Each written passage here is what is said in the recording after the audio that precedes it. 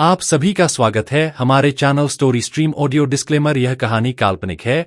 यह कहानी मनोरंजन के उद्देश्य के लिए बनाई गई है।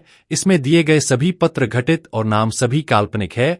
यह कहानी किसी को भावना परंपरा नाम पर आधारित नहीं बनाई गई है। इस कहानी में सभी चीज लेखक द्वारा की गई कल्पना से उत्पन्न हुई है। एपिसोड 47 दोस्तों से मुलाकात। जे जियाओ बोल रहा होता है, टोनी तुम्हें ऐसा नहीं करना चाहिए। अभी हम कुछ टाइम पहले ही मिले थे, तब तो तुम पैदल चल रहे थे और तुम्हारे पास में कोई भी कार नहीं थी, और आज रियूनियन पार्टी को अटेंड करने के लिए तुम्हें एक कार लेके आ गए। ये बिल्कुल भी अच्छी बात नहीं है। तुम्हें सच बोलना चाहिए। अगर तुम्हारे पास में पैसे नहीं है और तुम गरीब हो तो इसमें कोई बुराई नहीं है। सामे और टोनी क्लासमेट होती है, वो बोल रही होती है, हाँ जान बिल्कुल सही बोल रहा है। टोनी तुम्हें सच बोलना चाहिए और ऑनेस्ट रहना चाहिए। तुम पहले तो काफी ज्यादा भोले वाले इंसान हुआ करते थे, लेकिन तुमने अपने पुराने सारे दोस्त से अपनी बेइज्जती करवा ली। टोनी के सारे दोस्त जो कि उसकी तारीफ कर रहे थे, वो उसको शक की निगाहों से देखने लगते हैं। टोनी सोच रहा होता है, दिमाग खराब या फिर से हो गया। जब भी कोई ओकेजन होता है तो ऐसा ड्रामा होना पक्का होता है। अब मैं इन सारी जग्गों करके थक चुका हूं। अब मुझे ऐसा लग रहा है कि यहाँ पे ऐसा बंदा आने वाला है जो कि शो ऑफ करेगा। तभी वहां पे एक सीलर वाला बंदा आते हुए बोलता है, हम लोग को टोनी को से नहीं बोलना चाहिए। हम सभी लोग क्लासमेट हैं और हम सभी को एक दूसरे को देखे हुए काफी सारा टाइम बीत गया है। हमें यहाँ पे किसी का भी मजाक नहीं उड़ाना चाहिए। टोनी सोच रहा होता, ये बंदा तो जेन डॉकी है जो कि एक नंबर का डरपोक हुआ करता था। आखिर इतना चेंज कैसे हो गया? झेंग जिया वह बोल रहा होता है, बदर डॉनकी आप यहाँ पर हमें काफी ज्यादा अच्छा लगा। बाकी लड़कियां भी बोल रही होती है, डॉकी तुम पहले से काफी ज्यादा चेंज हो गए हो। तुम पहले बहुत ही ज्यादा शाय और छोटे हुआ करते थे, पर अब तुम काफी ज्यादा लंबे और हैंडसम हो गए हो। तुम तो अब पहचान में भी नहीं आ रहे। गजी बोल रहा होता है, क्या तुम सभी लोगों को पता है, ये सिर्फ हैंडसम ही नहीं है बल्कि बहुत सारे पैसे वाले भी है। कुछ सालों पहले ब्रदर जन के फादर को प्रमोशन मिला था और वो काउंटी पार्टी सेक्रेटरी बन गए थे। अब तुम्हें पता है, सिटी के सेक्रेटरी के बेटे हैं और ये फूडा यूनिवर्सिटी के टॉप स्टूडेंट भी है जो कि कैपिटल संघाई में है। हम सभी इनको पहले काफी ज्यादा कमजोर समझते थे, पर ये बिल्कुल भी वैसे नहीं थे। जैंग डॉनकी बोलता है कि मेरे फादर बोलते हैं हमें अपनी प्रोफाइल को लो रखना चाहिए, इसी वजह से मैं जब भी बाहर जाता हूं तो ज्यादा फ्लेक्स नहीं करता। फिर वो डोनी के साथ में वांग और झल्ली को देखते हुए बोल रहा होता है, आखिर ये दोनों लड़कियां कौन है? मैं तो इन दोनों को नहीं जानता, क्या तुम मुझे इससे इंट्रोड्यूस करवा सकते हो? टोनी बोलता है, यह मेरी बहन है वांग मैंग मैंग और यह मेरी बहन की फ्रेंड है लिन झूल। तुम लोग को बुरा तो नहीं लगेगा ना अगर मैं इन लोगों को पार्टी में लेके आऊंगा? तो सारे लड़के ला टपका हुए बोल रहे होते हैं, हम लोग को तो काफी ज्यादा खुशी होगी, इन दोनों का वेलकम है। डॉनकी बोल रहा होता, अब हम सभी लोगों को अपने पार्टी के अंदर चलना चाहिए। आखिर कब तक हम बाहर बैठ के बातें करते रहेंगे? डॉनकी वांग और झलू को जाते हुए देख के बोल रहा होता है, मैंने तियानी सिटी के अंदर इतनी सुंदर लड़कियों को तो नहीं देखा और आज मुझे इतनी सुंदर दो लड़कियां देखने के लिए मिल गई। आखिर मुझे इनमें से किसको चूज करना चाहिए? क्या मैं इन दोनों को रख सकता हूं? टोनी बोल रहा होता, यह मेरी बहन को काफी हठहरकी नजरों से देख रहा है, पर मुझे बदलोग के तौर पे बिल्कुल भी पसंद नहीं आएगा। अगर इसने यहाँ पे कुछ भी करने का ट्राई किया तो मैं इसको बिल्कुल भी नहीं छोड़ने वाला। आगे सभी लोग डिनर टेबल पे आ गए होते हैं। डॉनकी बोल रहा होता है, टोनी तुम ग्रेजुएशन के बाद से क्या कर रहे हो? टोनी बोल रहा होता है, मैं काफी ज्यादा मजे कर रहा हूँ क्योंकि मुझे ग्रेजुएशन के बाद से कुछ करने की जरूरत ही नहीं पड़ी। टोनी सोच रहा होता है, मेरे पास बहुत सारा पैसा है और मैं जिस भी लड़की को चाहूं उसको चूज कर सकता हूं अपने लिए। मेरी लाइफ एकदम पानी की तरह क्लियर है, लेकिन अगर मैं सच बताऊं तो एक एम्परर की तरह जीना भी काफी ज्यादा बोरिंग होता है,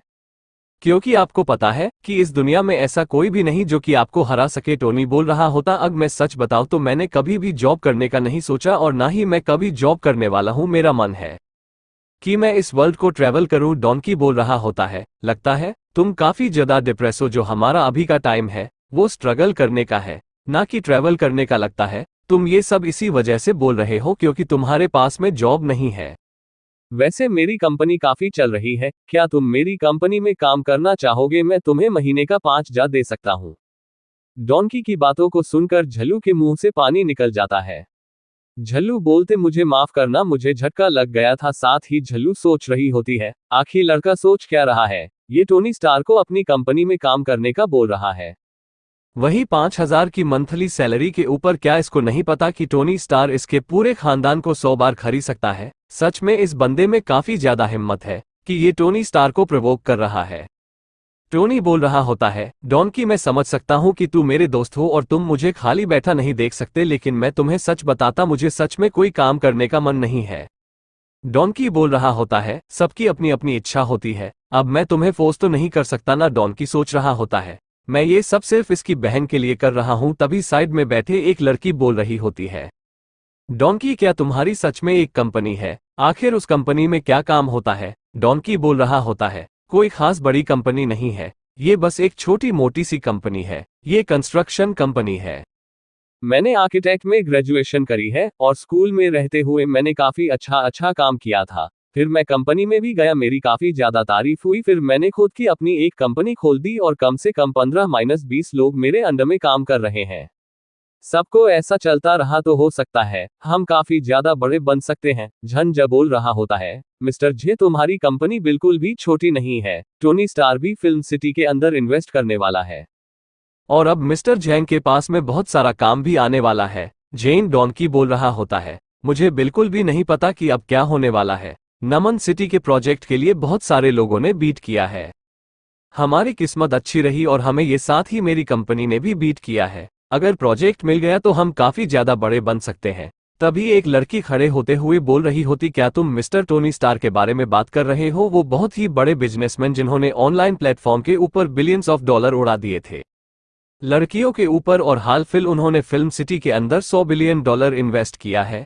डोकी क्या तुम सच में मिस्टर स्टॉको को जानते हो? डॉनकी बोल रहा होता है, हाँ हम हाल ही में मिले थे। डॉनकी के दोस्त बोल रहे होते हैं, डॉनकी तुम काफी ज्यादा औसम हो, तुम्हारे फादर सेक्रेटरी है, फिर भी तुम इतना ज्यादा मेहनत कर रहे हो। दूसरी लड़की भी बोल रही होती है, बहुत ही कम ऐसे लोग हैं जिन लोगों ने मिस्टर स्टॉक को देख रखा है, अगर तुमने उनको देखा तो तुम हमारे लेवल में बिल्कुल भी नहीं हो। जो मिस्टर स्टार की फैमिली है बहुत ही बड़ी है और उनका बिजनेस भी बहुत ही बड़ा है, लेकिन सबसे अच्छी बात तो ये है कि वो बहुत ज्यादा पोलाइट इंसान है और उनका फ्यूचर बहुत ज्यादा ब्राइट है। साइल और टोनी को देखते हुए सोच रहे होते हैं, सच में ये बंदा एक नंबर का कचरा है। डॉनकी सोच रहा होता है, जैसे कि मैं सोचता कि अच्छे कपड़ों से हम किसी की भी थिंकिंग को चेंज कर सकते हैं। इन छोटी छोटी बातों को सुन के मेरे सारे क्लासमेट एकदम शॉक्ड हो गए हैं, लेकिन आखिर जो ये मिस लिन है वो इतना ज्यादा वियर्डली बिहेव क्यों कर रही है?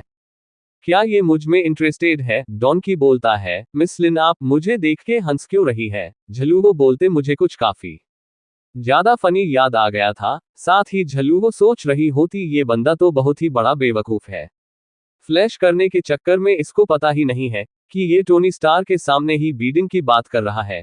यहाँ तक ये टोनी स्टार के सामने अपने किस्से कहानी को सुना रहा है। सचिन, मैंने इससे बड़ा बेवकूफ आज तक नहीं देखा। वह जो टोनी होता है वो आराम से अपना खाना खा रहा होता है। झलुओ सोच रही होती है, टोनी बहुत ज्यादा अमीर लोगों से मिलता है, यहाँ तक कि उन अमीर लोगों से भी टोनी ज्यादा अमीर है। शायद इसी वजह से इनको बिल्कुल भी ऐसे लोगों को आंसर करने में इंटरेस्ट नहीं बचा, क्योंकि ऐसी चीजें इसके साथ में बहुत बार हुई होगी। लेकिन मैं इस बंदे को नहीं छोड़ने वाली। टोनी स्टॉक उन लोगों में से एक है जो कि मुझे काफी ज्यादा पसंद आया है।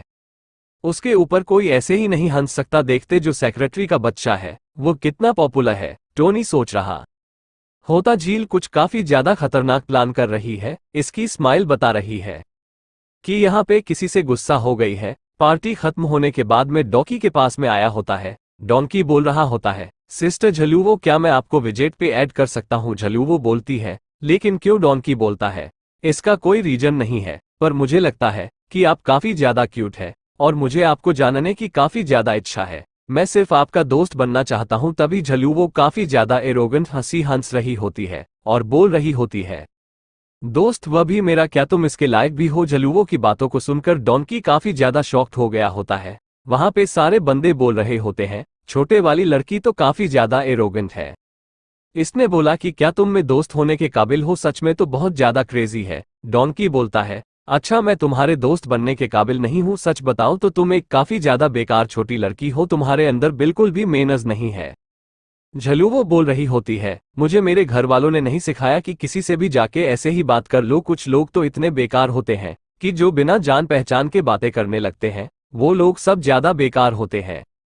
तभी वहां पे उस रेस्टोरेंट का जनरल मैनेजर आ रहा होता है, जिसको सभी लोग ग्रीट करते हैं। डॉनकी सोच रहा होते हैं, तो फैंक सीजी हुई है, ग्रैंड हाइट का जनरल मैनेजर लास्ट टाइम में फादर इससे मिलने के लिए आया था, कुछ काम को लेके, लेकिन यह उनसे मिलने के लिए तक नहीं आया। आखिर आज यहाँ पे क्या कर रहा है? तभी फैंग आके झलुओ को ग्रीट करता है। फैंग बोल रहा होता है, सेकंड मिस, मुझे कभी भी नहीं लगा था कि आप हमारे ब्रांच में आएंगी। आपके नमन ब्रांच में आने की वजह से हमें काफी ज्यादा खुशी हुई। आपको हमें थोड़ा पहले बता देना चाहिए था।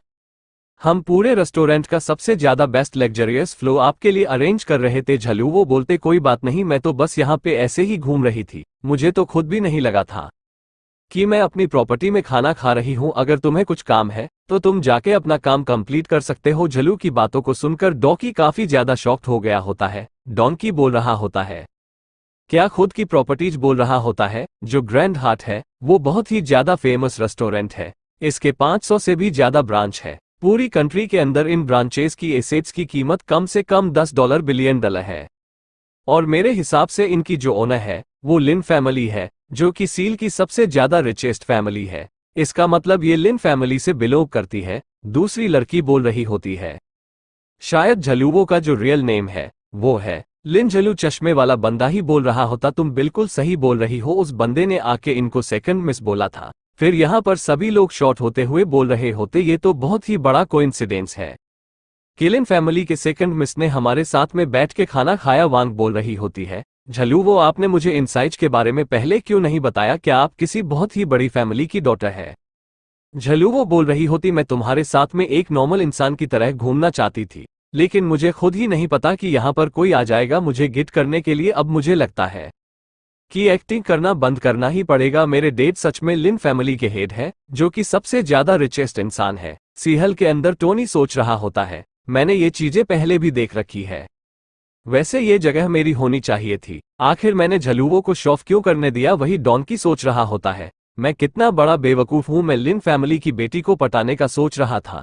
फिर झलू बोलती, वो है ठीक है, हम लोगों ने बहुत पार्टी कर ली, अब हम लोगों को चलना चाहिए। सारे बंदे सोच रहे होते हैं टोनी लिन फैमिली की बेटी के साथ में खाना खा रहा है और उसके साथ में काफी ज्यादा लगता है। टोनी की भी रियलिटी कुछ और ही है, कैजुअली उठ बैठ भी रहा है एक दोस्त की तरह। चाहे कुछ भी हो, टोनी हम सब में सबसे ज्यादा औसम है।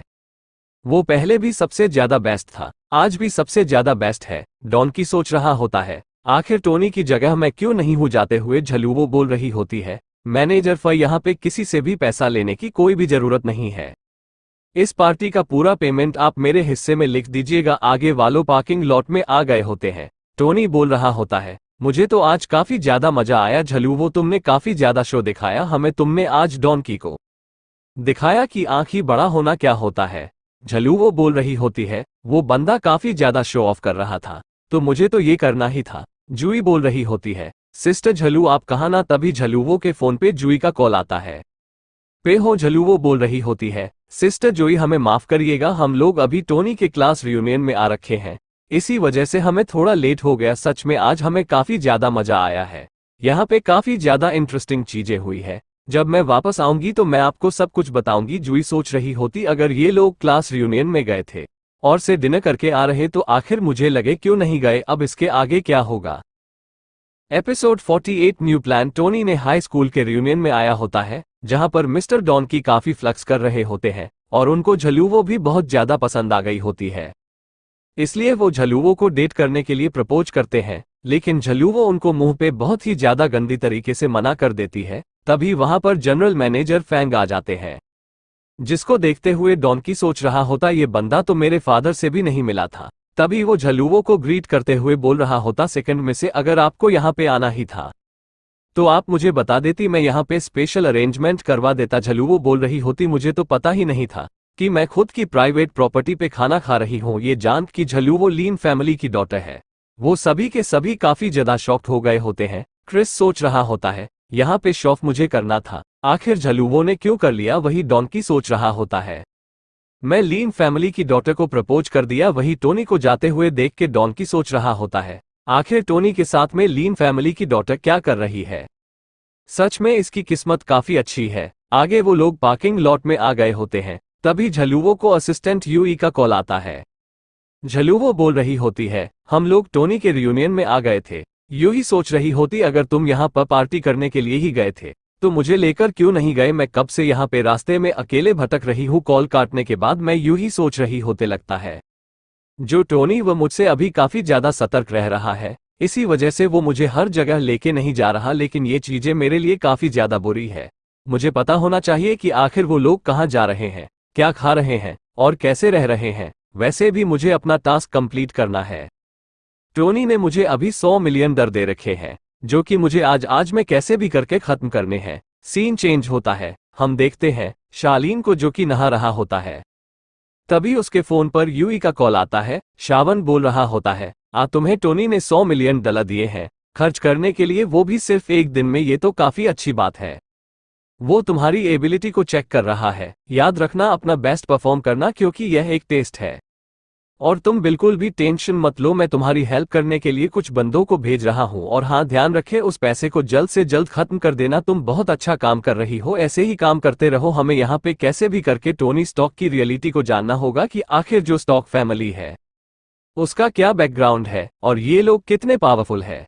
क्या ये हमारी फैमिली से ज्यादा पावरफुल है कि नहीं? यह शर्माते हुए बोल रही होती है। यंग मास्टर, आपने जो कहा मैं वैसा ही करूंगी, मैं बहुत मेहनत करूंगी। टोनी को बात करने के लिए सीन चेंज होता है। हम देते हैं टोनी को जो कि अपनी कार ड्राइव कर रहा होता है। तभी उसके फोन पर नताशा का कॉल आता है। टोनी कॉल उठाते हुए बोल रहा होता है, नताशा क्या हुआ? नताशा रोते हुए बोल रही होती, टोनी मैंने सारी चीजें खराब कर दी। सच में मैं बहुत ही बड़ी बेवकूफ हूं, तुम्हें पता है।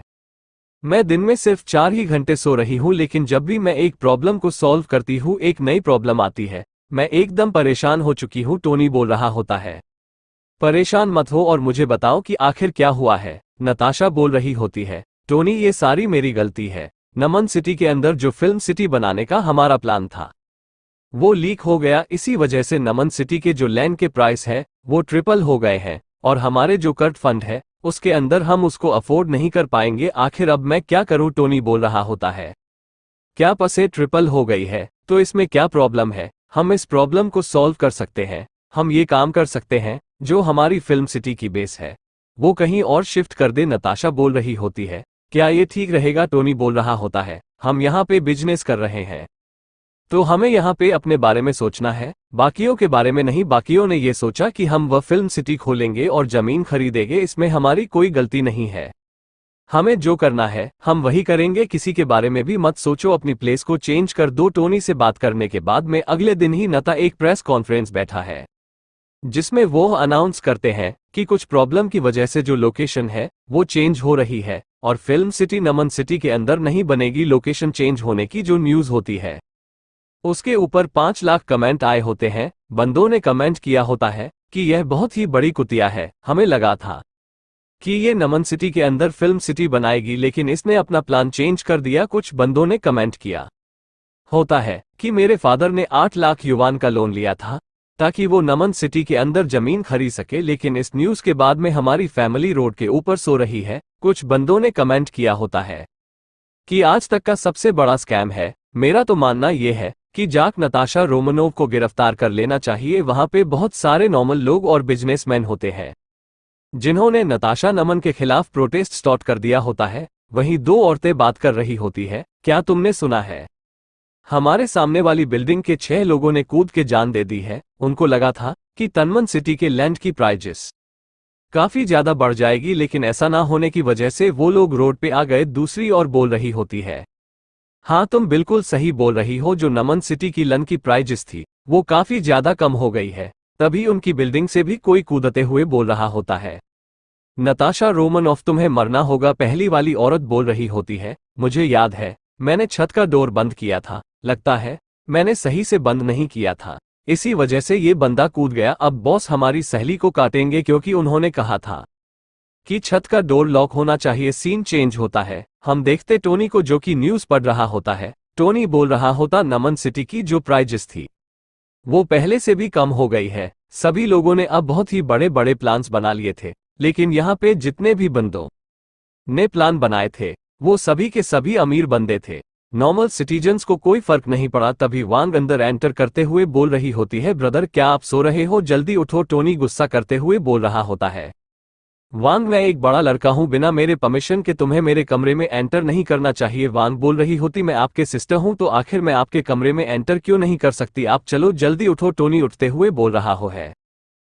ठीक है, बताओ क्या हुआ है? भांग बोल रही होती है, हमारे विलेज के अंदर किसी की शादी हो रही है। टोनी बोल रहा होता है, शादी हो रही है? पर किसके घर पे शादी हो रही है? फिर वो लोग अपने घर के छत के ऊपर आ गए होते हैं। वांग बोल रही होती है, ब्रदर वहां पे देखी, वहां बहुत सारी कार्स लगी हुई है। पक्का वहां पे किसी के साथ होने वाली है। लेकिन काफी अजीब बात है, जो वेडिंग कार है उसके ऊपर कार और फूल नहीं रखे हुए, और आखिर ये चीजें हमारे घर की तरफ क्यों आ रही है? हम देते टोनी के घर के बाहर बहुत सारी भीड़ लग गई होती है। सभी लोग बात कर रहे होते हैं। कुछ टाइम पहले टोनी के घर पे कंस्ट्रक्शन टीम आई थी और उसका घर इतना अच्छा बना दिया, अब इसके घर पे इतनी सारी कार्स आई है। आखिर टोनी क्या कर रहा है? क्या कहीं वो कोई इलीगल काम तो नहीं कर रहा ना? या फिर जो टोनी है वो कहीं अंडरवर्ल्ड डॉन तो नहीं है? जूई वहां पे आते हुए बोल रही होती है, बॉस मैंने आपका काम कर दिया, मैंने आपके पैसे से एक कसदी स्कैन और 10 कैड ली है, और मैंने यहाँ पे 30 से भी ज्यादा प्रोफेशनल्स को हायर किया है जो कि अलग अलग फील्ड के मास्टर्स है। यहाँ पे आपको सर्व करने के लिए शेफ है, डॉक्टर है, लॉयर है, हाउसकीपर है, नैनी है, फाइनेंशियल एक्सपर्ट्स है, सिक्योरिटी एनालिसिस और मांगा एक्सपर्ट है। ये सभी पलब में रेडी हो जाएंगे आपके लिए कुछ भी करने के लिए, और यह पर्सनली आपके लिए हायर किए गए हैं। ये और कोई भी काम नहीं करेंगे, और बचे हुए पैसे से मैंने 100 से भी ज्यादा घर खरीद लिए हैं। इस तरीके से मैंने आपका पूरा पैसा खर्च कर दिया। टोनी सोच रहा होता है, इसने मेरे लिए 100 से भी ज्यादा घर खरीद दिए हैं। टोनी बोल रहा होता है, आखिर जितने भी घर थे किसके नाम पे थे? जूई बता रही होती है, बॉस मैंने यहाँ पे जितने भी घर है वो ईटेट कंपनी से खरीदे हैं, इसी वजह से वो ईटेट कंपनी फैटन हमारी हुई। अब से फिलहाल ये जितने भी घर है वो कंपनी के नाम पे है। जैसे ही आप इस डॉक्यूमेंट के ऊपर साइन कर देंगे आप इस कंपनी के ओनर बन जाएंगे, जिससे कि ऑटोमेटिक सारे घर आपके नाम पे हो जाएंगे। टोनी सोच रहा होता है, भले से ये एक स्पाई है लेकिन ये काम बहुत अच्छा करती है। सिर्फ एक दिन के अंदर इसने मेरे लिए कंपनी खोल दी और मेरे को बहुत सारे लोगों की टीम भी लाके दे दी, पर पक्का से इसने यहाँ पे मेरे लिए कोई ना कोई दिक्कत तो खड़ी करी ही होगी। टोनी बोल रहा होता है, फाइल वाइल के बारे में हम लोग बाद में बात करेंगे, पहले तुम मेरे साथ में आओ। जूई सोच रही होती, कहीं मैंने ज्यादा अच्छा काम तो नहीं कर दिया ना जिसकी वजह से इसको मेरे ऊपर डाउट हो गया हो। मेरा जो प्लान था वो था लो प्रोफाइल रखने का, लेकिन मिस्टर ली ने यहाँ पे हेल्प के लिए बहुत सारे बंदों को भेज दिया। टोनी बोल रहा होता है, असिस्टेंट जूई की आपको पता है मैं आपको यहाँ पे क्यों लेके आया हूँ? जूई बोल रही होती है, नहीं मुझे नहीं पता। टोनी बोल रहा होता है, मैं इस डॉक्यूमेंट के ऊपर साइन नहीं करूंगा। अब से आप पेटीएम 2 की ओनर बनती है और ये $मिलियन के एसेट्स आपके हुए। जूई बोल रही होती है, मैंने ऐसा कोई भी काम नहीं किया जिसकी वजह से मुझे रिवॉर्ड दिया जाए। टोनी बोल रहा होता है, तुम्हें मिलना ही चाहिए। जूई बोल रही होती है, लेकिन क्यों? टोनी बोल रहा होता है, इसका सिर्फ एक ही रीजन है, मुझे तुम बहुत ज्यादा पसंद हो। जय शर्माते हुए बोल रही होते, क्या आप मुझे पसंद करते हैं? टोनी बोल रहा होता, ये तो बस $100 मिलियन की बात है, तुम्हारे लिए तो मैं कितने भी पैसे खर्च कर सकता हूं, भले वो 1 बिलियन हो, 10 बिलियन हो या कितने भी बिलियन हो, क्योंकि तुम मुझे बहुत ज्यादा पसंद हो। जूई बोल रही होती है, बॉस मजाक मत करिए, ये जोक बिल्कुल भी फनी नहीं है, हम लोगों एक दूसरे को जानते हुए बस एक ही दिन हुआ है। टोनी बोल रहा होता है, तो तुम्हें क्या लगता है $100 मिलियन देने के बावजूद भी मैं मजाक करूंगा? मुझे ऐसा क्यों लगा कि तुम्हें मैं पसंद नहीं हूं? क्या तुम्हें मेरा ये प्रेजेंट पसंद नहीं आया? जो जूई होती है उसको समझ में नहीं आ रहा होता कि आखिर वो क्या करे। हमने जो टाइम बिताया है वो टाइम तो कोई प्रॉब्लम है ही नहीं। कितने लोग होते हैं जो कि एक दूसरे को सालों से जानते हैं लेकिन वो एक दूसरे को पहचान नहीं पाते। मुझे तुम्हें देखते ही तुम्हारे ऊपर क्रश हो गया था, अब से तुम मेरी पर्सनल सेक्रेटरी हो। कांग्रेचुलेशन, तुमने टेस्ट को पास कर लिया। जूई सोच रही होती है, मैं तो काफी हद डर गई थी, मुझे लगा था कि सच में ये कुछ करने वाला है। एपिसोड 49 प्लान मी चेंज। चलो ये तो काफी अच्छी बात थी कि टेस्ट था, क्या होता अगर यहाँ पे कुछ करता? तो तभी जूई के फोन पे नोटिफिकेशन आती है कि आपके फोन के ऊपर $बिलियन ट्रांसफर किया गया है। जूई बोल रही होती है, बॉस ये क्या है? टोनी बोल रहा होता है, ये तुम्हारा अगला टास्क है, तुम्हें $बिलियन खर्च करना पड़ेगा, वो भी एक हफ्ते के अंदर। जूई सोच रही होती है, आखिर टोनी क्या इंसान है, ये क्या कर रहा है? फिर वो शर्माते हुए सोच रही होती है, कहीं ऐसा तो नहीं कि टोनी मुझे सच में पसंद करता है? टोनी सोच रहा होता है, मुझे देखने में काफी ज्यादा मजा आ रहा है। अब जल्दी इसका अफेक्शन मेरी तरफ चेंज होगा। सेक्रेटरी जूई, तुम काफी अच्छा परफॉर्मेंस दे रही हो, इसी वजह से मुझे तुम्हारा परफॉर्मेंस और भी ज्यादा देखने का मन कर रहा है।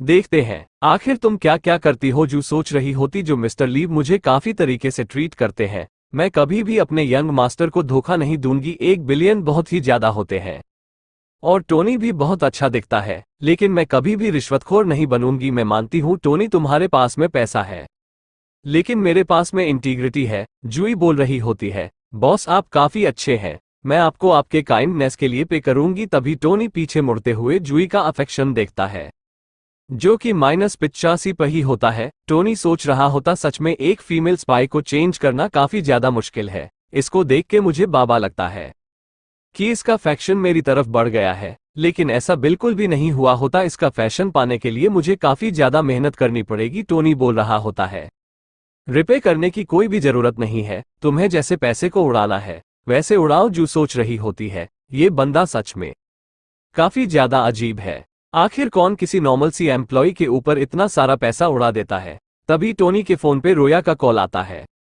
टोनी सोच रहा होता है, रोया की कॉल कर रही है। रया कॉल करते हुए बोल रही होती, टोनी तुम आखिर कहाँ हो, हमें मिले हुए काफी टाइम हो गया है, क्या मैं तुम्हें आज देख सकती हूँ। फिर रोया स्कारलेट को कॉल करती है। रोया बोल रही होती है, स्कारलेट क्या तुम फ्री हो, कैसा रहेगा इस वीकेंड पे हम लोग मिले। नहीं नहीं, मुझे कोई काम नहीं था, मुझे बस तुमको देखना था, मेरा मन कर रहा था थोड़ा शॉपिंग करने का। स्कॉट बोल रही होती, मुझे माफ करना रोया, लेकिन मेरे कंपनी के अंदर मुझे बहुत सारा काम है। मुझे कंपनी का वाइस प्रेसिडेंट बना दिया गया है और कंपनी के बिजनेस को आई तरीके से जानने के लिए मुझे ओवर टाइम भी करना पड़ रहा है। हमारा जो कारपैप है वो जल्दी एक इंटेलिजेंस को लॉन्च करने वाला है और यहाँ पे जितने भी स्टाफ है वो सभी के सभी ओवर टाइम कर रहे हैं। एक वाइस प्रेसिडेंट के तौर पे मैंने अपने काम से तो नहीं भाग सकती ना, इसी वजह से मैं भी यहाँ पे ओवर टाइम कर रही हूँ। रोया बोल रही होती, ठीक है तुम जाओ अपना काम करो, काम करना सच में काफी ज्यादा इंपॉर्टेंट होता है। स्काई बोलती है, ठीक है मैं तुम्हें बाद में मिलती हूँ। फिर रोया यूकी को कॉल करते हुए बोल रही होती है, क्या तुम 2 दिन बाद में फ्री हो। यूकी बोल रही होती है, तो बहुत ही बुरा हुआ, मैं 2 दिन बाद मैं संघ के इंडस्ट्री समिट में जा रही हूँ, वहां पे मुझे कुछ इन्फ्लुएंस लोगों से मिलना था। आजकल बिजनेस के चक्कर में मेरे पास में बिल्कुल भी टाइम नहीं रह रहा। तुम एक काम करो, किसी और से पूछ लो, ठीक है हम लोग फिर बाद में मिलते हैं। रया कॉल काटते हुए बोल रही होती है, सभी लोग काफी ज्यादा बिजी चल रहे हैं, किसी के पास में टाइम ही नहीं है मुझसे बात करने के लिए। फिर वह अपने फोन में टोनी का नंबर देखती है और उसे फोन करके पूछती है कि तुम कहाँ पे हो, मुझे तुमसे मिलना है। आगे हम देखते हैं टोनी अपने घर के बाहर खड़ा होता है, तभी उसके घर के बाहर एक पैम्पर गिनी पॉइजन आ जाती है। सभी लोग उस कार को देखते हुए बोल रहे होते, तो पैम्पर गिनी पॉइजन है, हमने आज तक इसको कभी भी रियलिटी में नहीं देखा था। तभी उस कार से रोया उतरती है। सभी लोग बात कर रहे होते हैं कि जो भी लड़की इस कार से बाहर निकल रही है वो पक्का किसी बड़ी फैमिली की बेटी होगी, लेकिन आखिर वो हमारे विलेज में क्या करने के लिए आई है। फिर रोया टोनी के पास में आती है और टोनी ने अपने हाथ में वाटरमेलन पकड़ रखा होता है। टोनी बोलता है, चलो ना अंदर चलते हैं। जय सोच रहा होता है, ये कमीना फिर से टोनी ही है। आखिर सिटी के अंदर जितनी भी खूबसूरत और अमीर लड़कियां आती है वो इससे मिलने के लिए क्यों जाती है, आखिर इसमें ऐसी क्या बात है। जी अपने साइड वाले बंदे को बोल रहा होता, मैं टोनी से ज्यादा अच्छा दिखता हूं, पर जो हमारी लड़कियां होती है वो टोनी को क्यों देखती हैं, मुझे क्यों नहीं देखती। क्या इस टोनी कोई एंस टेक्निक आती है लड़कियों को फंसाने की। साइड वाला बंदा बोल रहा होता है, आप टोनी के सामने कुछ भी नहीं हो। घर के अंदर एंटर करते ही जो रोया होती है वो रोने लगती है और टोनी को गले लगा लेती है। रोया बोल रही होती है, टोनी क्या तुम ये सब रोक सकते हो, मैं यहाँ पे अपनी गलती मानने के लिए आई हूँ। क्या तुम मुझसे इतने नाराज हो कि तुम मुझे माफ भी नहीं कर सकते, कहीं तुम मुझसे नफरत तो नहीं करते ना, प्लीज मुझे माफ कर दो, मुझे तुम्हारी बहुत ज्यादा याद आ रही है। तभी टोनी रोया का हाथ पकड़ते हुए बोल रहा होता है, रोया मत रहो। तभी साइड से झलुवो आते हुए बोल रही होती है, टोनी मैं तुम्हारे लिए ग्रेस लेके आया हूँ, प्लीज इसको खा लो। लेकिन टोनी और रोया को साथ में देखते उसके हाथ से ग्रेस गिर जाते हैं।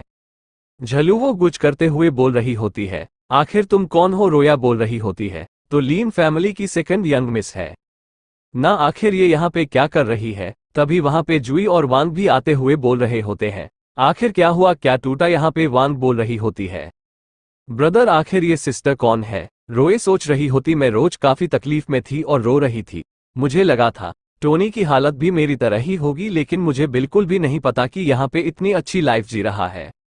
ये अपने होम टाउन में 3 ब्यूटीज के साथ में रह रहा है। टोनी बोलता है, रो मैं तुम्हें इन लोगों से इंट्रोड्यूस करवा देता हूँ। सबसे पहले है झील जो कि लिन फैमिली से है, तुम पक्का इसको जानती होगी। दूसरी है वांग मैंग मैंग जो कि मेरी छोटी बहन है। वहीं तीसरी है जुई लीन सुवान जो कि मेरी सेक्रेटरी है। हम देखते हैं यहाँ पे काफी खतरनाक माहौल बन गया होता है। टोनी घबराते हुए बोलता है, ये है जाओ रोया जो कि मेरी हाई स्कूल की क्लासमेट है और एक बहुत ज्यादा टैलेंटेड लड़की है। ये खुद का बिजनेस चलाती है और अवेंजर्स टावर को भी ऑन करती है। झलू वो सोच रही हो तो ये लड़की बहुत ही ज्यादा बेकार है। ये टोनी के ऊपर डोरे डाल रही है। मैं टोनी के ऊपर इतनी आसानी से गिव अप नहीं करने वाली। टोनी मेरा ही होगा, रोया सोच रही होती है। मेरी और टोनी के बीच में गलतफहमियां बढ़ गई थी। लगता है इसी वजह से हमारे बीच में बहुत सारी लड़की आ गई है और मुझे यहाँ पर सबसे बड़ी प्रॉब्लम लग रही है वो है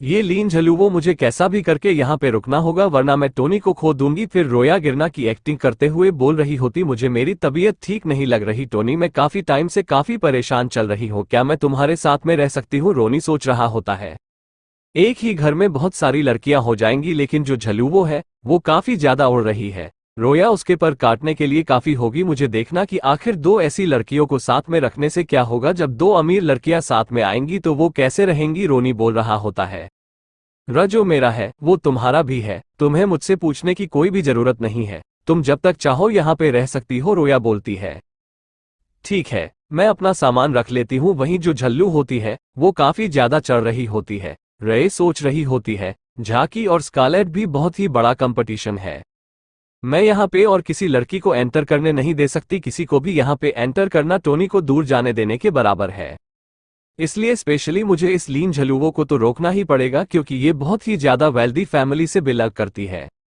वहीं झील भी सोच रही होती, ये लड़की मेरी बहुत ही बड़ी अपोनेंट बन सकती है। टोनी बिल्कुल एक माउंटेन की तरह है, उसको पाने के लिए मुझे उसके ऊपर चढ़ना पड़ेगा और एक माउंटेन को पाने के लिए ऐसे ऑब्स्टकल्स को तो पार करना ही पड़ता है।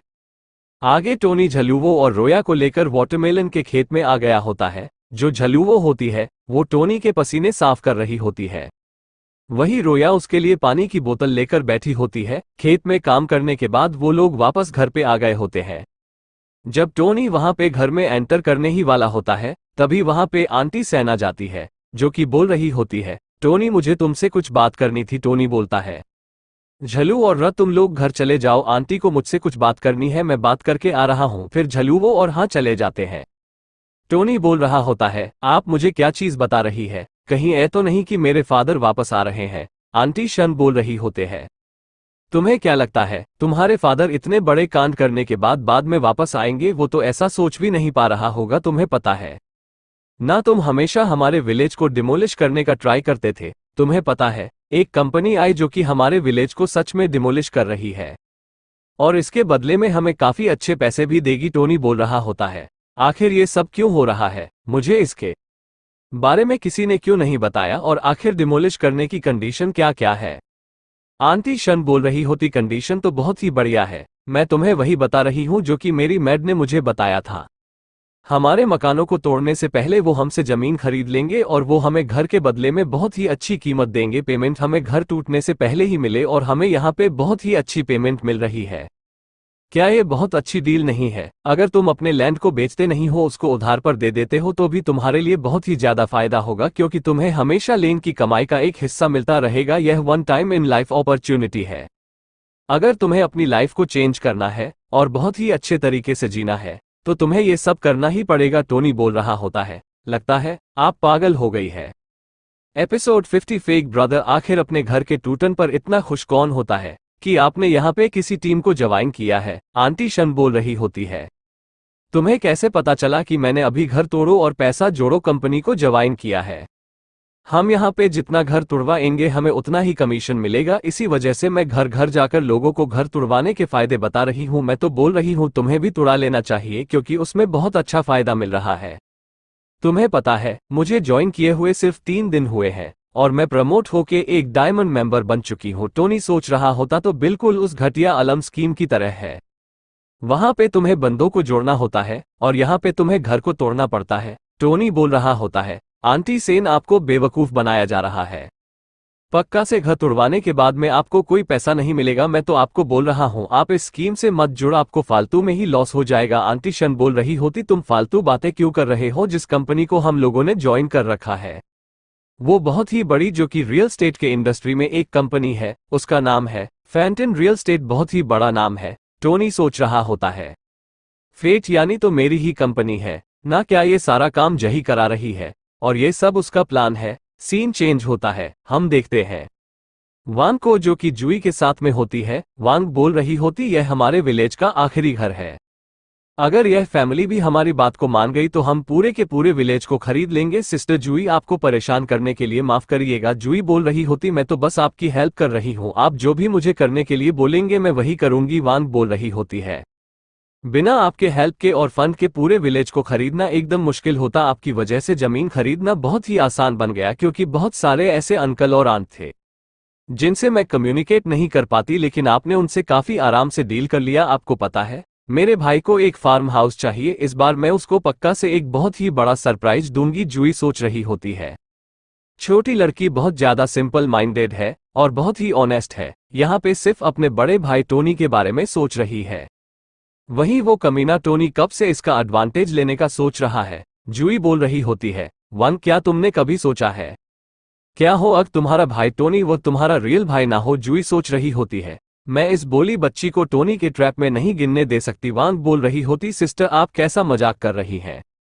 आखिर यह कैसे पॉसिबल हो सकता है कि जो मेरा भाई है वो मेरा भाई ना हो? जुई बोल रही होती, मैं तुम्हारे और बॉस के मैटर में इवॉल्व नहीं होना चाहती थी, पर मेरे हिसाब से तुम बहुत ज्यादा भोली हो और तुम्हें प्रोटेक्ट करने के लिए किसी नाना किसी की तो जरूरत है। मुझे लगता है मुझे तुम्हें रियलिटी बतानी पड़ेगी, अब चाहे इसके बदले में कुछ भी हो। मैंने यहाँ पर कुछ डॉक्यूमेंट प्रिपेयर किया है, इसके अंदर कुछ इन्फॉर्मेशन है, एक भाई इससे पढ़ लो, तुम्हें सारी रियलिटी पता चल जाएगी। वांग बोल रही होती है, आखिर यह क्या है? जुई बोल रही होती है, टोनी के मोम के मेडिकल एग्जामिनेशन के डॉक्यूमेंट है। इस डॉक्यूमेंट के अंदर साफ लिखा हुआ है जो माँ क्यों है वो बच्चे पैदा नहीं कर सकती। इसका मतलब साफ है जो टोनी है वो तुम्हारा बायोलॉजिकल भाई नहीं है। हमने देखा था टोनी से बात करने के लिए उसकी पड़ोसी आई होती है, जो कि बोल रही होती है यहाँ पे एक कंपनी आई है जो कि हमारे विलेज को डिस्ट्रॉय करना चाहती है। एक एक घर डिस्ट्रॉय करने पे वो हमको काफी अच्छा पैसा दे रही है। टोनी सोच रहा होता है, यहाँ पर तो MLM वाली स्कीम चल रही है। टोनी बोल रहा होता है, आंटी ऐसा मत कराइए, आपको कुछ भी पैसे नहीं मिलेंगे, आपका फालतू में ही लॉस हो जाएगा। आंटी बोल रही होती है, फालतू बातें मत करो, ये बहुत ही बड़ी कंपनी है, इस कंपनी का नाम है फेट या रियल स्टेट। टोनी सोच रहा होता, ये तो मेरी ही कंपनी है ना, आखिर मेरी कंपनी का नाम यूज करते हुए यूई क्या करना चाहती है? सीन चेंज होता है, हम देखते हैं वांग और यूई को। वांग बोल रही होती है, यह आखिरी घर है, अगर ये फैमिली हमारे साथ में नेगोशिएट कर जाती है तो पूरा का पूरा विलेज हमारा होगा। सिस्टर जू, आपको परेशान करने के लिए माफ करना, अगर आपने मुझे फंड्स और एडवाइस नहीं दी होती तो मैं ये जमीन कभी भी नहीं खरीद पाती। आपकी वजह से मैं अपने भाई को बहुत ही बड़ा सरप्राइज दे पाऊंगी। जुई बोल रही होती है, क्या हो अगर तुम्हारा जो बड़ा भाई है वो तुम्हारा बड़ा भाई हो ही ना? वांग बोल रही होती है, आप कैसी बातें कर रही हैं? जुई बोल रही होती है, डॉक्यूमेंट पढ़ो, इसके अंदर सारी रियलिटी लिखी हुई है।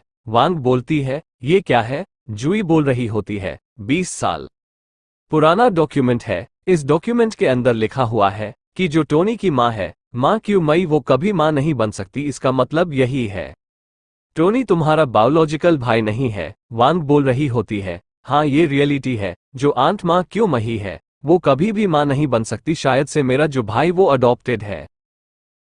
जुई बोल रही होती है, मैं इस चीज के बारे में शेयर नहीं हूं क्योंकि मुझे तुम्हारे भाई के कोई भी अडॉप्टेशन डिटेल्स नहीं मिले, कहीं पर भी डॉक्यूमेंट नहीं है कि आखिर वो कहां से अडॉप्टेड है। वांग बोल रही होती है, इसे कोई फर्क नहीं पड़ता कि मेरे बायोलॉजिकल फादर मिस्टर वांग हो या हावर्ड स्टॉक, टोनी मेरा भाई नहीं हो सकता, वो पक्का से अडॉप्टेड है। वांग सोच रही होती है, जो बो टोनी वो इतने ज्यादा अच्छे हैं कि मुझे कभी फील ही नहीं हुआ कि वो मेरे रियल भाई नहीं है। उनके साथ में रहकर मुझे काफी अच्छा फील हुआ, जैसे कि ये एक सपना है। लेकिन हाँ, ये बात तो क्लियर हो गई कि वो मेरे रियल भाई नहीं है। वैसे भी मुझे बदर टोनी काफी टाइम से पसंद है और अब मैं इस बात को एडमिट कर सकती हूँ। ठीक है, अब कोई प्रॉब्लम नहीं है। जुई बोल रही होती है, वांग मुझे पता है तुम टोनी स्टार को काफी ज्यादा पसंद करती हो, पर क्या तुमने कभी यह सोचा है कि टोनी को यह बात स्टार्टिंग से पता हो सकती है? वांग बोल रही होती है, सिस्टर जूई आपके कहने का क्या मतलब है? जूई बोल रही होती है, हो सकता है वो अभी तक तुम्हारा टेस्ट ले रहा हो, क्या पता उसने किस रीजन की वजह से तुम्हें यहाँ पे रख रखा हो। वांग बोल रही होती, सिस्टर जई आपको कुछ भी कहने की जरूरत नहीं है। अभी मैं काफी ज्यादा कंफ्यूज हूं और मैं अपने भाई के खिलाफ कुछ भी नहीं सुनना चाहती। आगे वो लोग अपने घर पे आ गए होते हैं। वांग सोच रही होती है, लगता है बदर टोनी को भी मैं काफी ज्यादा पसंद हूं, लेकिन वो एक काफी ज्यादा केयर फ्री इंसान है और उनके आसपास में काफी सुंदर सुंदर लड़कियां हैं। उन लड़कियों के सामने मैं क्या हूं, सिर्फ एक गांव की लड़की। जोई सोच रही होते, टोनी बहुत ही बड़ा घटिया इंसान है। वांग की लाइफ ऑलरेडी काफी ज्यादा बेकार चल रही है। इस बेचारी को तो ये भी नहीं पता कि इसके फादर कौन है और इसकी फैमिली कौन है, और वो एक ऐसी लड़की के पीछे पड़ा हुआ है और इसके इमोशंस के साथ में खेल रहा है। उसे तो नर्क में भी जगह नहीं मिलेगी जो जूई की अफेक्शन होती है, और -5 हो गई होती है, जिसे कि टोटल अफेक्शन हो जाती है -90। टोनी सोच रहा होता है, इसकी अफेक्शन फिर से क्यों गिर रही है? मैंने अभी ऐसा कुछ भी नहीं किया जिसकी वजह से इसकी अफेक्शन गिरे। झलू वो बोल रही होती है, बदर टोनी आप क्या देख रहे हैं? टोनी बोल रहा होता है, कुछ भी नहीं, तुम खाना बनाने के लिए आग जला दो। आग जलाते हुए झलू वो बोल रही होती है, बट टोनी काफी ज्यादा मुश्किल है, क्या आप अपने घर में गैस स्टोव इंस्टॉल नहीं करा सकते? टोनी बोल रहा होता है, गैस स्टोव का खाना उतना अच्छा नहीं बनता, वैसे भी अगर तुम फ्राइड राइस बना रहे हो तो सबसे ज्यादा बेस्ट लगता है। लकड़ियों का रोया, तुम जाके वेजिटेबल्स धो के लेके आ जाओ। वंग तुम जाके हाथ मुंह धो लो, मैं तुम्हारे लिए आज काफी अच्छा खाना बनाऊंगा। मांग बोल रही होती है, बता क्या आपको खाना बनाना आता है? टोनी बोल रहा होता है, हाँ मैंने इसे अभी सीखा है। टोनी सोच रहा होता है, कुकिंग पर्सनली एक ऐसी स्किल है जिससे मैं अपने दम पे काफी अच्छा हूँ, इसके अंदर मुझे किसी भी स्किल की जरूरत नहीं है। मैंने 3 साल तक खुद के लिए खाना बनाया है और वो खाना काफी ज्यादा टेस्टी हुआ करता था। मेरा खाना पक्का सभी लोगों को अच्छा लगेगा। फिर टोनी वह पे बहुत ज्यादा स्टाइल में वेजिटेबल्स को काटने लगता है और टोनी की स्पीड एकदम लाइट जैसी होती है। टोनी को खाना बनाते हुए देख के सभी लोग बोल रहे होते हैं, ये खाना बनाने में काफी अच्छा है, इसे देख के हमें बहुत ही ज्यादा मजा आ रहा है। इसको देख के ऐसा लगा ये खाना नहीं बना रहा बल्कि हम लोग को फायरवर्क दिखा रहा है। टोनी बोल रहा होता है, ठीक है फिर मेरा सिगरेट फ्राइड राइस एक तैयार है। टोनी बोल रहा होता है, वांग आओ टेस्ट करो, बताओ तुम्हारे भाई ने कैसा बनाया है।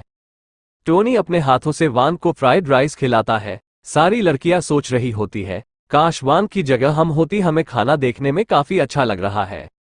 वहीं बाइट लेने के बाद में वांग बोल रही होती है, बहुत ज्यादा टेस्टी है। साथ ही वांग सोच रही होती है, मुझे काफी अच्छा फील हो रहा है, सच में ये खाना हेवनस की क्वालिटी का है। फिर वांग वहां पे खाना खाने लगती है। टोनी बोल रहा होता है, आराम से खा, तुम्हें जल्दबाजी करने की कोई भी जरूरत नहीं है। झलुवो बोल रही होती है, क्या सच में ये खाना इतना अच्छा है कि वम खुद को रोक तक नहीं पा रही। फिर जैसे ही वो तीनों लड़कियां खाने का बाइट लेते हैं, वो भी उस खाने के अंदर खो जाते हैं और बोलते हैं, सच में काफी ज्यादा टेस्टी है, इससे बढ़िया हमने आज तक कुछ भी नहीं खाया। रोया बोल रही होती, टोनी तुम हर काम में तो अच्छे थे ही, लेकिन तुम इस काम में सबसे ज्यादा बेस्ट हो। लू भी बोल रही होती, मैंने बहुत सारे 7 स्टोर्स में खाना खाया है, लेकिन मैंने इतना अच्छा खाना कभी नहीं खाया। सच में टोनी तुम काफी अच्छा खाना बनाते हो। जू भी बोल रही होती है, बॉस मुझे भी काफी ज्यादा पसंद आया। हम देखते वान का जो फिक्शन होता है वो 10 पॉइंट से बढ़ गया होता है। वान का फिलहाल का अफेक्शन पॉइंट है 65। झलुवो का अफेक्शन भी 10 पॉइंट से बढ़ गया होता है। कर्ट अफेक्शन है 90 पॉइंट्स। जो जई है उसका भी अफेक्शन 20 पॉइंट से बड़ा होता है। एपिसोड 49 प्लान मी चेंज। चलो ये तो काफी अच्छी बात थी कि टेस्ट था। क्या होता अगर यहाँ पे कुछ करता? तो तभी जूई के फोन पे नोटिफिकेशन आती है कि आपके फोन के ऊपर $1 बिलियन ट्रांसफर किया गया है। जूई बोल रही होती है, बॉस ये क्या है? टोनी बोल रहा होता है, ये तुम्हारा अगला टास्क है, तुम्हें $1 बिलियन खर्च करना पड़ेगा, वो भी 1 हफ्ते के अंदर। जूई सोच रही होती है, आखिर टोनी क्या इंसान है, ये क्या कर रहा है? फिर वो शर्माते हुए सोच रही होती है, कहीं ऐसा तो नहीं कि टोनी मुझे सच में पसंद करता है। टोनी सोच रहा होता है, मुझे देखने में काफी ज्यादा मजा आ रहा है, अब जल्दी इसका अफेक्शन मेरी तरफ चेंज होगा। सेक्रेटरी जूई तुम काफी अच्छा परफॉर्मेंस दे रही हो, इसी वजह से मुझे तुम्हारा परफॉर्मेंस और भी ज्यादा देखने का मन कर रहा है। देखते हैं आखिर तुम क्या क्या करती हो। जू सोच रही होती, जो मिस्टर लीव मुझे काफी तरीके से ट्रीट करते हैं, मैं कभी भी अपने यंग मास्टर को धोखा नहीं दूंगी, 1 बिलियन बहुत ही ज्यादा होते हैं। और टोनी भी बहुत अच्छा दिखता है, लेकिन मैं कभी भी रिश्वतखोर नहीं बनूंगी। मैं मानती हूँ टोनी तुम्हारे पास में पैसा है, लेकिन मेरे पास में इंटीग्रिटी है, जूही बोल रही होती है। बॉस आप काफी अच्छे हैं, मैं आपको आपके काइंडनेस के लिए पे करूंगी। तभी टोनी पीछे मुड़ते हुए जूही का अफेक्शन देखता है, जो कि -85 पर ही होता है। टोनी सोच रहा होता सच में एक फीमेल स्पाई को चेंज करना काफी ज्यादा मुश्किल है। इसको देख के मुझे बाबा लगता है कि इसका फैक्शन मेरी तरफ बढ़ गया है, लेकिन ऐसा बिल्कुल भी नहीं हुआ होता। इसका फैशन पाने के लिए मुझे काफी ज्यादा मेहनत करनी पड़ेगी, टोनी बोल रहा होता है। रिपे करने की कोई भी जरूरत नहीं है, तुम्हें जैसे पैसे को उड़ाना है वैसे उड़ाओ, जो सोच रही होती है। ये बंदा सच में काफी ज्यादा अजीब है। आखिर कौन किसी नॉर्मल सी एम्प्लॉय के ऊपर इतना सारा पैसा उड़ा देता है। तभी टोनी के फोन पे रोया का कॉल आता है। टोनी सोच रहा होता है रोया की कॉल कर रही है। रया कॉल करते हुए बोल रही होती, टोनी तुम आखिर कहाँ हो, हमें मिले हुए काफी टाइम हो गया है, क्या मैं तुम्हें आज देख सकती हूँ। फिर रोया स्कारलेट को कॉल करती है। रोया बोल रही होती है, स्कारलेट क्या तुम फ्री हो, कैसा रहेगा इस वीकेंड पे हम लोग मिले। नहीं नहीं, मुझे कोई काम नहीं था, मुझे बस तुमको देखना था, मेरा मन कर रहा था थोड़ा शॉपिंग करने का। स्कॉट बोल रही होती, मुझे माफ करना रोया, लेकिन मेरे कंपनी के अंदर मुझे बहुत सारा काम है। मुझे कंपनी का वाइस प्रेसिडेंट बना दिया गया है और कंपनी के बिजनेस को आई तरीके से जानने के लिए मुझे ओवर टाइम भी करना पड़ रहा है। हमारा जो कार ऐप है वो जल्दी एक इंटेलिजेंस को लॉन्च करने वाला है और यहाँ पे जितने भी स्टाफ है वो सभी के सभी ओवर टाइम कर रहे हैं। एक वाइस प्रेसिडेंट के तौर पे मैंने अपने काम से तो नहीं भाग सकती ना, इसी वजह से मैं भी यहाँ पे ओवर टाइम कर रही हूँ। रोया बोल रही होती, ठीक है तुम जाओ अपना काम करो, काम करना सच में काफी ज्यादा इंपॉर्टेंट होता है। स्काई बोलती है, ठीक है मैं तुम्हें बाद में मिलती हूँ। फिर रोया यूकी को कॉल करते हुए बोल रही होती है, क्या तुम 2 दिन बाद में फ्री हो। यूकी बोल रही होती है, तो बहुत ही बुरा हुआ, मैं 2 दिन बाद मैं संघ के इंडस्ट्री समिट में जा रही हूँ, वहां पे मुझे कुछ इन्फ्लुएंस लोगों से मिलना था। आजकल बिजनेस के चक्कर में मेरे पास में बिल्कुल भी टाइम नहीं रह रहा। तुम एक काम करो, किसी और से पूछ लो, ठीक है हम लोग फिर बाद में मिलते हैं। रया कॉल काटते हुए बोल रही होती है, सभी लोग काफी ज्यादा बिजी चल रहे हैं, किसी के पास में टाइम ही नहीं है मुझसे बात करने के लिए। फिर वह अपने फोन में टोनी का नंबर देखती है और उसे फोन करके पूछती है कि तुम कहाँ पे हो, मुझे तुमसे मिलना है। आगे हम देखते हैं टोनी अपने घर के बाहर खड़ा होता है, तभी उसके घर के बाहर एक पैम्पर गिनी पॉइजन आ जाती है। सभी लोग उस कार को देखते हुए बोल रहे होते, तो पैम्पर गिनी पॉइजन है, हमने आज तक इसको कभी भी रियलिटी में नहीं देखा था। तभी उस कार से रोया उतरती है। सभी लोग बात कर रहे होते हैं कि जो भी लड़की इस कार से बाहर निकल रही है वो पक्का किसी बड़ी फैमिली की बेटी होगी, लेकिन आखिर वो हमारे विलेज में क्या करने के लिए आई है। फिर रोया टोनी के पास में आती है और टोनी ने अपने हाथ में वाटरमेलन पकड़ रखा होता है। टोनी बोलता है, चलो ना अंदर चलते हैं। जय सोच रहा होता है ये कमीना फिर से टोनी ही है, आखिर सिटी के अंदर जितनी भी खूबसूरत और अमीर लड़कियां आती है वो इससे मिलने के लिए क्यों जाती है, आखिर इसमें ऐसी क्या बात है। जी अपने साइड वाले बंदे को बोल रहा होता, मैं टोनी से ज्यादा अच्छा दिखता हूं, पर जो हमारी लड़कियां होती है वो टोनी को क्यों देखती हैं, मुझे क्यों नहीं देखती। क्या इस टोनी कोई एंस टेक्निक आती है लड़कियों को फंसाने की। साइड वाला बंदा बोल रहा होता है, आप टोनी के सामने कुछ भी नहीं हो। घर के अंदर एंटर करते ही जो रोया होती है वो रोने लगती है और टोनी को गले लगा लेती है। रोया बोल रही होती है, टोनी क्या तुम ये सब रोक सकते हो, मैं यहाँ पे अपनी गलती मानने के लिए आई हूँ। क्या तुम मुझसे इतने नाराज हो कि तुम मुझे माफ भी नहीं कर सकते, कहीं तुम मुझसे नफरत तो नहीं करते ना, प्लीज मुझे माफ कर दो, मुझे तुम्हारी बहुत ज्यादा याद आ रही है। तभी टोनी रोया का हाथ पकड़ते हुए बोल रहा होता है, रोया मत रहो। तभी साइड से झलुवो आते हुए बोल रही होती है, टोनी मैं तुम्हारे लिए ग्रेस लेके आया हूं, प्लीज इसको खा लो। लेकिन टोनी और रोया को साथ में देखते उसके हाथ से ग्रेस गिर जाते हैं। झलुवो गुज करते हुए बोल रही होती है, आखिर तुम कौन हो। रोया बोल रही होती है, तो लीन फैमिली की सेकंड यंग मिस है ना, आखिर ये यहाँ पे क्या कर रही है। तभी वहां पे जूही और वांग भी आते हुए बोल रहे होते हैं, आखिर क्या हुआ, क्या टूटा। यहाँ पे वांग बोल रही होती है, ब्रदर आखिर ये सिस्टर कौन है। रोए सोच रही होती, मैं रोज काफी तकलीफ में थी और रो रही थी, मुझे लगा था टोनी की हालत भी मेरी तरह ही होगी, लेकिन मुझे बिल्कुल भी नहीं पता कि यहाँ पे इतनी अच्छी लाइफ जी रहा है।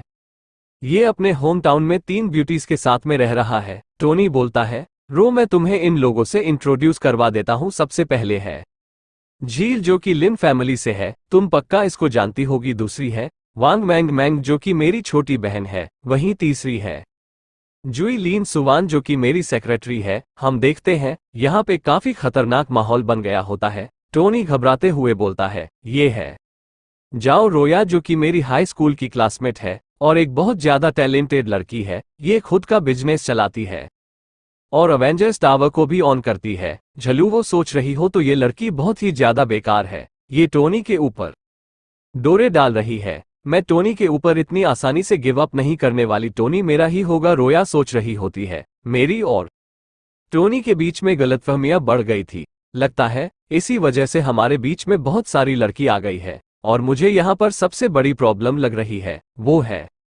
ये लीन झलू। वो मुझे कैसा भी करके यहाँ पे रुकना होगा वरना मैं टोनी को खो दूंगी। फिर रोया गिरना की एक्टिंग करते हुए बोल रही होती, मुझे मेरी तबीयत ठीक नहीं लग रही टोनी, मैं काफी टाइम से काफी परेशान चल रही हूँ, क्या मैं तुम्हारे साथ में रह सकती हूँ? रोनी सोच रहा होता है एक ही घर में बहुत सारी लड़कियां हो जाएंगी, लेकिन जो झलूवो है वो काफी ज्यादा उड़ रही है। रोया उसके पर काटने के लिए काफी होगी। मुझे देखना कि आखिर दो ऐसी लड़कियों को साथ में रखने से क्या होगा। जब दो अमीर लड़कियां साथ में आएंगी तो वो कैसे रहेंगी? रोनी बोल रहा होता है, र जो मेरा है वो तुम्हारा भी है, तुम्हें मुझसे पूछने की कोई भी जरूरत नहीं है, तुम जब तक चाहो यहाँ पे रह सकती हो। रोया बोलती है, ठीक है मैं अपना सामान रख लेती हूँ। वहीं जो झल्लू होती है वो काफी ज्यादा चढ़ रही होती है। रे सोच रही होती है, झाकी और स्कारलेट भी बहुत ही बड़ा कंपटीशन है, मैं यहाँ पे और किसी लड़की को एंटर करने नहीं दे सकती। किसी को भी यहाँ पे एंटर करना टोनी को दूर जाने देने के बराबर है, इसलिए स्पेशली मुझे इस लीन झलुओं को तो रोकना ही पड़ेगा क्योंकि ये बहुत ही ज्यादा वेल्दी फैमिली से बिलोंग करती है।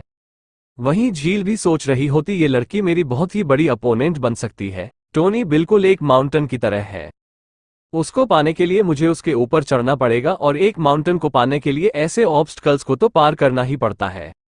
आगे टोनी झलुवो और रोया को लेकर वाटरमेलन के खेत में आ गया होता है। जो झलुवो होती है वो टोनी के पसीने साफ कर रही होती है, वही रोया उसके लिए पानी की बोतल लेकर बैठी होती है। खेत में काम करने के बाद वो लोग वापस घर पे आ गए होते हैं। जब टोनी वहां पे घर में एंटर करने ही वाला होता है तभी वहां पे आंटी सैन आ जाती है जो कि बोल रही होती है, टोनी मुझे तुमसे कुछ बात करनी थी। टोनी बोलता है, झलू और र तुम लोग घर चले जाओ, आंटी को मुझसे कुछ बात करनी है, मैं बात करके आ रहा हूं। फिर झलू वो और हाँ चले जाते हैं।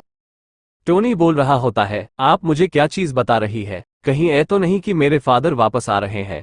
आंटी शन बोल रही होते हैं, तुम्हें क्या लगता है तुम्हारे फादर इतने बड़े कांड करने के बाद में वापस आएंगे? वो तो ऐसा सोच भी नहीं पा रहा होगा, तुम्हें पता है ना, तुम हमेशा हमारे विलेज को डिमोलिश करने का ट्राई करते थे। तुम्हें पता है एक कंपनी आई जो कि हमारे विलेज को सच में डिमोलिश कर रही है और इसके बदले में हमें काफी अच्छे पैसे भी देगी। टोनी बोल रहा होता है, आखिर ये सब क्यों हो रहा है, मुझे इसके बारे में किसी ने क्यों नहीं बताया और आखिर डिमोलिश करने की कंडीशन क्या क्या है? आंटी शन बोल रही होती, कंडीशन तो बहुत ही बढ़िया है, मैं तुम्हें वही बता रही हूं जो कि मेरी मैड ने मुझे बताया था। हमारे मकानों को तोड़ने से पहले वो हमसे जमीन खरीद लेंगे और वो हमें घर के बदले में बहुत ही अच्छी कीमत देंगे। पेमेंट हमें घर टूटने से पहले ही मिले और हमें यहाँ पे बहुत ही अच्छी पेमेंट मिल रही है। क्या ये बहुत अच्छी डील नहीं है? अगर तुम अपने लैंड को बेचते नहीं हो, उसको उधार पर दे देते हो तो भी तुम्हारे लिए बहुत ही ज्यादा फायदा होगा क्योंकि तुम्हें हमेशा लैंड की कमाई का एक हिस्सा मिलता रहेगा। यह one time in life opportunity है। अगर तुम्हें अपनी लाइफ को चेंज करना है और बहुत ही अच्छे तरीके से जीना है तो तुम्हें ये सब करना ही पड़ेगा। टोनी बोल रहा होता है, लगता है आप पागल हो गई है। Episode 50 fake brother. आखिर अपने घर के टूटन पर इतना खुश कौन होता है कि आपने यहाँ पे किसी टीम को ज्वाइन किया है? आंटी शन बोल रही होती है, तुम्हें कैसे पता चला कि मैंने अभी घर तोड़ो और पैसा जोड़ो कंपनी को ज्वाइन किया है? हम यहाँ पे जितना घर तुड़वाएंगे हमें उतना ही कमीशन मिलेगा, इसी वजह से मैं घर घर जाकर लोगों को घर तुड़वाने के फायदे बता रही हूँ। मैं तो बोल रही हूँ तुम्हें भी तुड़ा लेना चाहिए क्योंकि उसमें बहुत अच्छा फायदा मिल रहा है। तुम्हें पता है मुझे ज्वाइन किए हुए सिर्फ 3 दिन हुए हैं और मैं प्रमोट होके एक डायमंड मेंबर बन चुकी हूँ। टोनी सोच रहा होता तो बिल्कुल उस घटिया अलम स्कीम की तरह है, वहां पे तुम्हें बंदों को जोड़ना होता है और यहाँ पे तुम्हें घर को तोड़ना पड़ता है। टोनी बोल रहा होता है, आंटी सेन आपको बेवकूफ बनाया जा रहा है।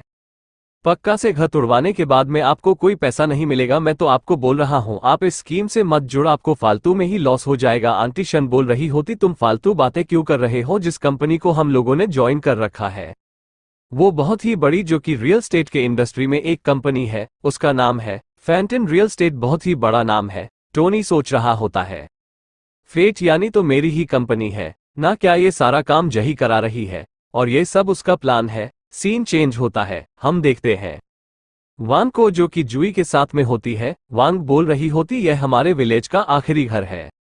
अगर यह फैमिली भी हमारी बात को मान गई तो हम पूरे के पूरे विलेज को खरीद लेंगे। सिस्टर जुई, आपको परेशान करने के लिए माफ करिएगा। जुई बोल रही होती, मैं तो बस आपकी हेल्प कर रही हूँ, आप जो भी मुझे करने के लिए बोलेंगे मैं वही करूंगी। वांग बोल रही होती है, बिना आपके हेल्प के और फंड के पूरे विलेज को खरीदना एकदम मुश्किल होता। आपकी वजह से जमीन खरीदना बहुत ही आसान बन गया, क्योंकि बहुत सारे ऐसे अंकल और आंट थे जिनसे मैं कम्युनिकेट नहीं कर पाती, लेकिन आपने उनसे काफी आराम से डील कर लिया। आपको पता है, मेरे भाई को एक फार्म हाउस चाहिए, इस बार मैं उसको पक्का से एक बहुत ही बड़ा सरप्राइज दूंगी। जुई सोच रही होती है, छोटी लड़की बहुत ज्यादा सिंपल माइंडेड है और बहुत ही ऑनेस्ट है। यहाँ पे सिर्फ अपने बड़े भाई टोनी के बारे में सोच रही है। वहीं वो कमीना टोनी कब से इसका एडवांटेज लेने का सोच रहा है। जुई बोल रही होती है, वन, क्या तुमने कभी सोचा है क्या हो अगर तुम्हारा भाई टोनी वो तुम्हारा रियल भाई ना हो? जुई सोच रही होती है, मैं इस बोली बच्ची को टोनी के ट्रैप में नहीं गिनने दे सकती। वांग बोल रही होती, सिस्टर आप कैसा मजाक कर रही हैं?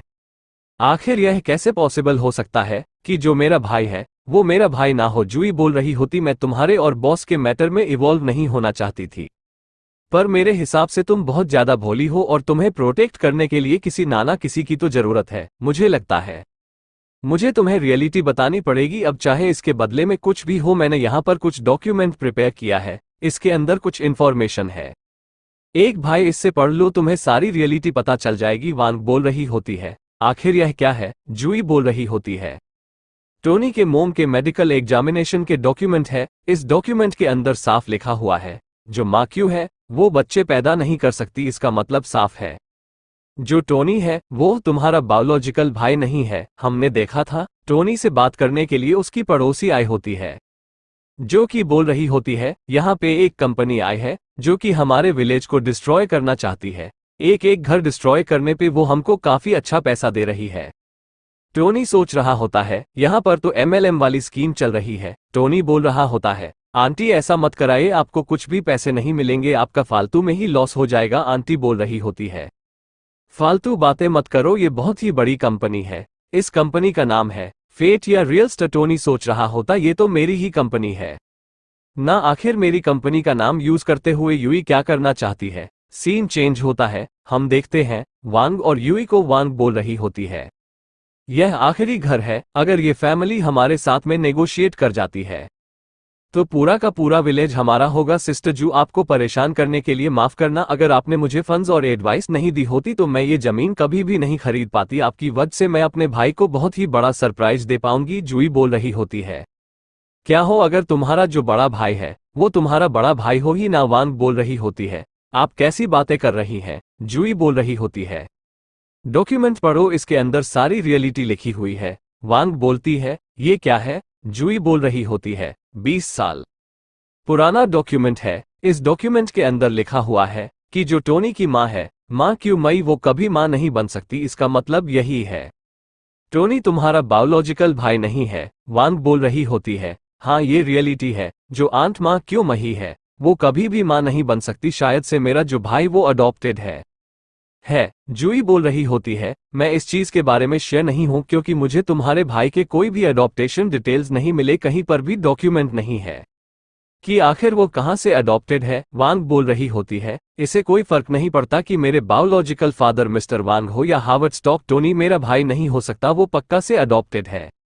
वांग सोच रही होती है, जो बो टोनी वो इतने ज्यादा अच्छे हैं कि मुझे कभी फील ही नहीं हुआ कि वो मेरे रियल भाई नहीं है। उनके साथ में रहकर मुझे काफी अच्छा फील हुआ, जैसे कि ये एक सपना है। लेकिन हाँ, ये बात तो क्लियर हो गई कि वो मेरे रियल भाई नहीं है। वैसे भी मुझे बदर टोनी काफी टाइम से पसंद है और अब मैं इस बात को एडमिट कर सकती हूँ। ठीक है, अब कोई प्रॉब्लम नहीं है। जुई बोल रही होती है, वांग मुझे पता है तुम टोनी स्टार को काफी ज्यादा पसंद करती हो, पर क्या तुमने कभी यह सोचा है कि टोनी को ये बात स्टार्टिंग से पता हो सकती है। वांग बोल रही होती है, सिस्टर जूई आपके कहने का क्या मतलब है? जूई बोल रही होती है, हो सकता है वो अभी तक तुम्हारा टेस्ट ले रहा हो, क्या पता उसने किस रीजन की वजह से तुम्हें यहाँ पे रख रखा हो। वांग बोल रही होती, सिस्टर जई आपको कुछ भी कहने की जरूरत नहीं है। अभी मैं काफी ज्यादा कंफ्यूज हूँ और मैं अपने भाई के खिलाफ कुछ भी नहीं सुनना चाहती। आगे वो लोग अपने घर पे आ गए होते हैं। वांग सोच रही होती है, लगता है बदर टोनी को भी मैं काफी ज्यादा पसंद हूँ, लेकिन वो एक काफी ज्यादा केयर फ्री इंसान है और उनके आसपास में काफी सुंदर सुंदर लड़कियां हैं। उन लड़कियों के सामने मैं क्या हूँ, सिर्फ एक गांव की लड़की। जोई सोच रही होते, टोनी बहुत ही बड़ा घटिया इंसान है। वांग की लाइफ ऑलरेडी काफी ज्यादा बेकार चल रही है। इस बेचारी को तो ये भी नहीं पता कि इसके फादर कौन है और इसकी फैमिली कौन है, और वो एक ऐसी लड़की के पीछे पड़ा हुआ है और इसके इमोशंस के साथ में खेल रहा है। उसे तो नर्क में भी जगह नहीं मिलेगी जो जूई की अफेक्शन होती है। और -5 हो गई होती है, जिसे कि टोटल अफेक्शन हो जाती है -90। टोनी सोच रहा होता है, इसकी अफेक्शन फिर से क्यों गिर रही है? मैंने अभी ऐसा कुछ भी नहीं किया जिसकी वजह से इसकी अफेक्शन गिरे। झलू वो बोल रही होती है, बदर टोनी आप क्या देख रहे हैं? टोनी बोल रहा होता है, कुछ भी नहीं, तुम खाना बनाने के लिए आग जला दो। आग जलाते हुए झलू वो बोल रही होती है, बट टोनी काफी ज्यादा मुश्किल है, क्या आप अपने घर में गैस स्टोव इंस्टॉल नहीं करा सकते? टोनी बोल रहा होता है, गैस स्टोव का खाना उतना अच्छा नहीं बनता, वैसे भी अगर तुम फ्राइड राइस बना रहे हो तो सबसे ज्यादा बेस्ट लगता है।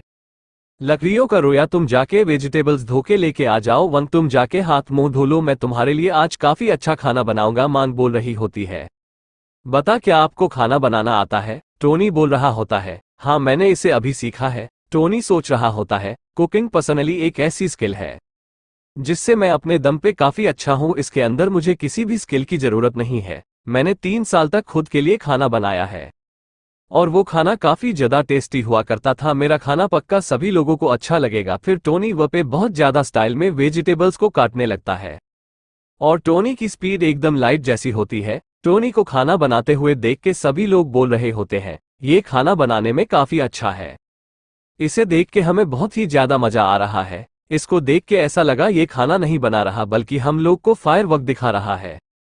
टोनी बोल रहा होता है, ठीक है फिर मेरा सिगरेट फ्राइड राइस एक तैयार है। टोनी बोल रहा होता है, वांग आओ टेस्ट करो, बताओ तुम्हारे भाई ने कैसा बनाया है। टोनी अपने हाथों से वांग को फ्राइड राइस खिलाता है। सारी लड़कियां सोच रही होती है, काश वांग की जगह हम होती, हमें खाना देखने में काफी अच्छा लग रहा है। वहीं बाइट लेने के बाद में वांग बोल रही होती है, बहुत ज्यादा टेस्टी है। साथ ही वांग सोच रही होती है, मुझे काफी अच्छा फील हो रहा है, सच में ये खाना हेवनस की क्वालिटी का है। फिर वांग वहां पे खाना खाने लगती है। टोनी बोल रहा होता है, आराम से खा, तुम्हें जल्दबाजी करने की कोई भी जरूरत नहीं है। झलुवो बोल रही होती है, क्या सच में ये खाना इतना अच्छा है कि वम खुद को रोक तक नहीं पा रही। फिर जैसे ही वो तीनों लड़कियां खाने का बाइट लेते हैं, वो भी उस खाने के अंदर खो जाते हैं और बोलते हैं, सच में काफी ज्यादा टेस्टी है, इससे बढ़िया हमने आज तक कुछ भी नहीं खाया। रोया बोल रही होती, टोनी तुम हर काम में तो अच्छे थे ही, लेकिन तुम इस काम में सबसे ज्यादा बेस्ट हो। लूबी बोल रही होती, मैंने बहुत सारे 7 स्टोर्स में खाना खाया है, लेकिन मैंने इतना अच्छा खाना कभी नहीं खाया। सच में टोनी तुम काफी अच्छा खाना बनाते हो। जूबी बोल रही होती है, बॉस मुझे भी काफी ज्यादा पसंद आया। हम देखते वान का जो फिक्शन होता है वो 10 पॉइंट से बढ़ गया होता है। वान का फिलहाल का अफेक्शन पॉइंट है 65। झलुवो का अफेक्शन भी 10 पॉइंट से बढ़ गया होता है। कर्ट अफेक्शन है 90 पॉइंट्स। जो जई है उसका भी अफेक्शन 20 पॉइंट से बड़ा होता है। इसी प्रकार का वीडियो सुनने के लिए हमारे चैनल को सब्सक्राइब करें और लाइक कमेंट करना ना भूलें।